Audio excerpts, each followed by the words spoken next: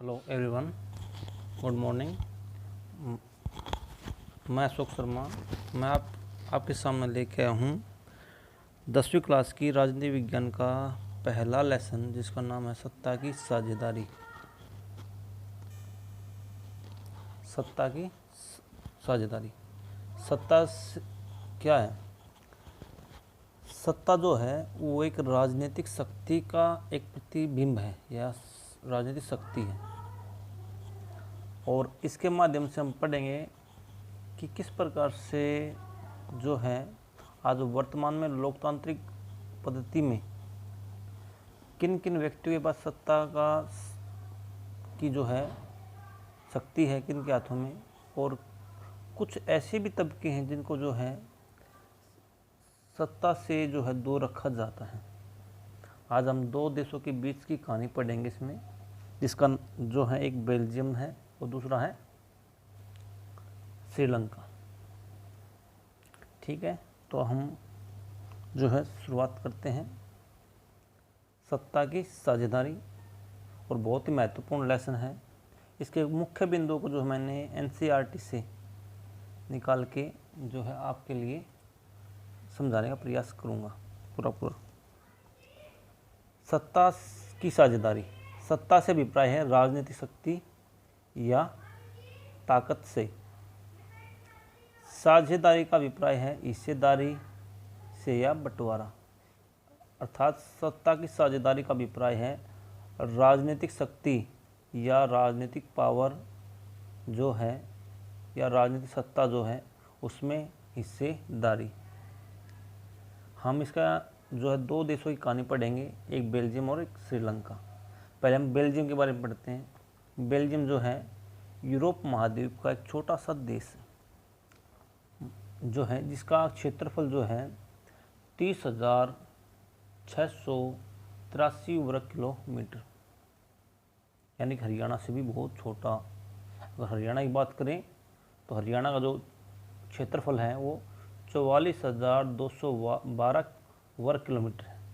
तो इसका से आपको पता चल जाएगा कि ये हरियाणा से भी छोटा है।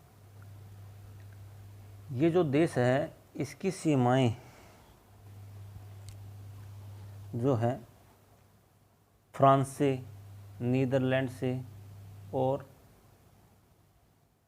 जर्मनी तथा लक्समबर्ग से लगती है, यानी कि लगभग 4 देशों से इसकी सीमाएं लगती हैं। और इस देश की आबादी जो है 1 करोड़ से थोड़ी सी ज़्यादा है, लेकिन इस देश में एक विशेषता है या इस देश की एक समस्या भी थी, ये जो थी वो भाषा के आधार पर यहाँ पर विभिन्नता थी। यानी कि यहाँ पर यह एक बहुभाषी देश है, या फिर हम कहें कि यहाँ पर अलग अलग भाषाओं के जो है लोग रहते हैं। अगर बात करें तो इस देश की कुल आबादी में जो कि 59% या 59% हिस्सा जो है आबादी फ्लेमिश इलाके में रहता है, और वो डच बोलता है, यानी कि नीदरलैंड की जो भाषा है, यानी कि नीदरलैंड के जो लोगों का यहाँ पर बोलबाला है। 40% लोग वेलोनिया क्षेत्र में रहते हैं और यह फ्रेंच बोलते हैं, यानी कि 40% जो लोग हैं वो फ्रेंच भाषा का प्रयोग करते हैं। 59% जो लोग हैं वो डच भाषा का प्रयोग करते हैं। शेष 1% आबादी जो है जर्मन भाषा बोलती है। यानी कि इस देश की चारों तरफ से जो सीमाएं जो अलग अलग देशों की सीमाएं लगती हैं, उन देशों की जो है यहाँ पर स्थानीयता यानी कि भाषाओं के लोग यहाँ पर ज़्यादा बोलते हैं, बोली जाती है।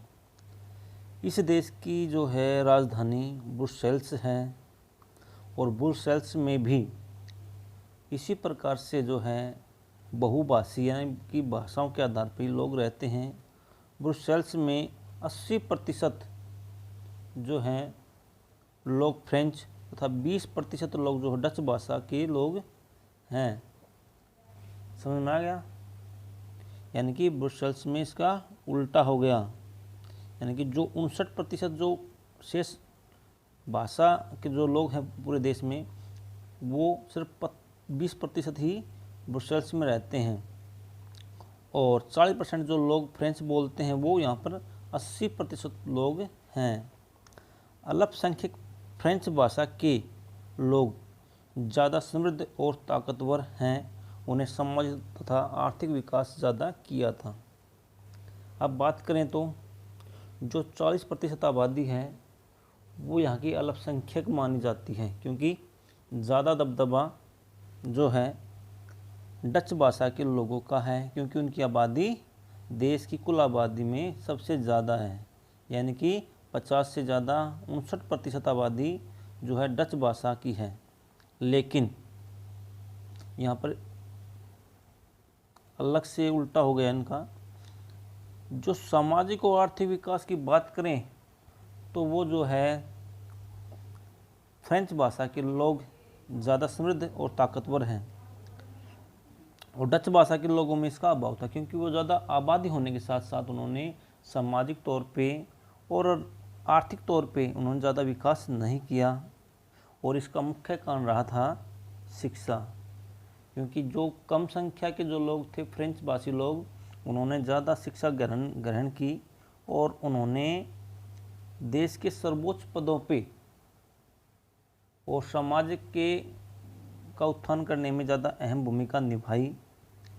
फ्रेंच भाषा के लोगों ने ज़्यादा शिक्षा प्राप्त की थी, जबकि डच भाषा के लोगों ने शिक्षा प्राप्त करने में असमर्थ रहे थे। वो कारण कुछ और भी हो सकते हैं, लेकिन यहाँ पर जो है हम राजनीतिक विज्ञान के बारे में पढ़ रहे हैं, तो यहाँ पर जो है जब किसी देश में जब या किसी समाज में शिक्षा का अभाव होगा तो वह जो है वहाँ से अलग हो जाता है। यानी कि पूरे देश में संख्या के आधार पे यानी बहुसंख्यक जो था वो डच भाषा के लोग हैं, जबकि अल्पसंख्यक जो हैं फ्रेंच भाषा के लोग हैं। आपको पता होगा बहुसंख्यक किसे कहते हैं? बहुसंख्यक वो होता है जिस समाज में जिस देश में जिसकी आबादी सबसे ज़्यादा होती है उसे जो है बहुसंख्यक कहा जाता है, जबकि अल्पसंख्यक वो होते हैं जो जिस देश में जो है उनकी आबादी आधे से कम हो उसे अल्पसंख्यक कहा जाता है। इस प्रकार से हम अपने देश में लगा सकते हैं। अपने जो देश में है हिंदू जिसे हम बोलते हैं वो बहुसंख्यक हैं, जबकि ईसाई मुस्लिम आबादी जो है हमारे देश में कम है, तो इन्हें अल्पसंख्यक कहा जाता है अकॉर्डिंग टू भारतीय संविधान। ठीक है। अब अब दोनों भाषा के लोगों में आर्थिक तनाव उभर कर आ गया था। 1950 और 60 के दशक में जो है फ्रेंच तथा डच भाषा के लोगों में तनाव बढ़ने लगा, क्योंकि जाहिर सी बात है कि सामाजिक और आर्थिक रूप से जो है प्रभावशाली लोग जो हैं वो जो है फ्रेंच थे, जबकि डच भाषा के लोगों की संख्या ज़्यादा थी। तो इस आधार पे जो है इन दोनों भाषा के लोगों में जो है परस्पर तनाव उभर कर सामने आने लगा और जो है इन दोनों के बीच 1960 के दशक और 50 के दशक में बहुत ज़्यादा जो है लड़ाई झगड़े होने लगे। और ऐसा ही नहीं कि अलग अलग देश में हो, इसका सीधा हुआ तीखा जो असर जो हमें ब्रुसेल्स में देखने को मिला था। यहाँ एक विशेष समस्या थी कि संख्या डच लोगों की ज़्यादा की थी, जबकि धन व आर्थिक विकास में फ्रेंच लोग बहुत ज़्यादा जो है समृद्ध थे, लेकिन वो अल्पमत में थे। इस कारण से जो है इस देश की जो है सबसे बड़ी समस्या भाषा के आधार पे आई थी। अभी जो है हम पहला इस पार्ट में हमने इतना ही पढ़ा है, अगले पार्ट में हम पढ़ेंगे श्रीलंका के बारे में। ठीक है।